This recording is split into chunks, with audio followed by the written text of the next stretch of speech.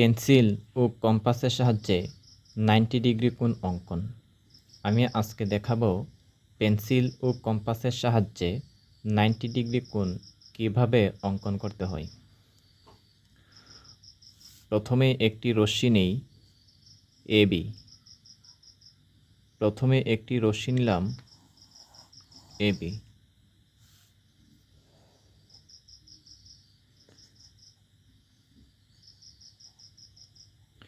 এখন একে কেন্দ্র করে যে কোনো মাপের ব্যাসার্ধ নিয়ে একটি বৃত্তচাপ আঁকতে হবে। একে কেন্দ্র করে যে কোনো মাপের ব্যাসার্ধ নিয়ে একটি বৃত্তচাপ আঁকতে হবে। সেই একই মাপের ব্যাসার্ধ নিয়ে এই বৃত্তচাপটি এবি রশ্মির যে বিন্দুতে ছেদ করেছে সেই বিন্দুকে কেন্দ্র করে একই মাপের ব্যাসার্ধ নিয়ে একটি বৃত্তচাপ আঁকতে হবে।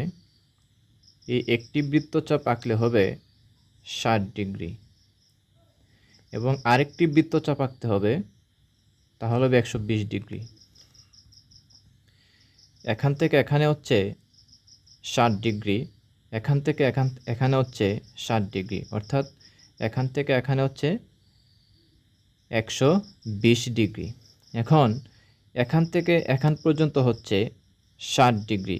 এখন এই 60 ডিগ্রি কোণকে সমদ্বিখণ্ডিত করলে পাওয়া যাবে 30 ডিগ্রি, 30 ডিগ্রি, 30 ডিগ্রি। এখন এই অংশটিকে সমদ্বিখণ্ডিত করতে হবে, অর্থাৎ সমান দুই ভাগে ভাগ করতে হবে।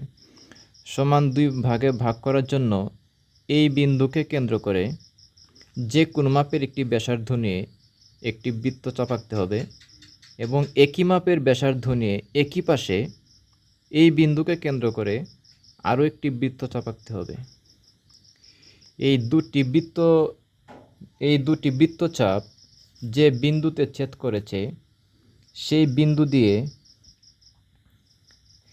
এ বিন্দু হতে একটি রশ্মি আঁকতে হবে।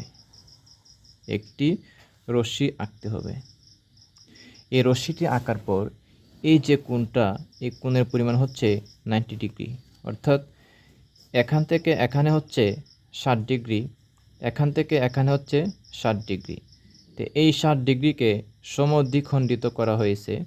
সমদ্বিখণ্ডিত করার কারণে এখান থেকে এখানে হচ্ছে 30 ডিগ্রি। তো এখান থেকে এখানে 60 ডিগ্রি এবং এখান থেকে এখানে 30 ডিগ্রি, মোট 90 ডিগ্রি। অর্থাৎ কোণ BAC সমান হচ্ছে 90 ডিগ্রি। ধন্যবাদ সবাইকে।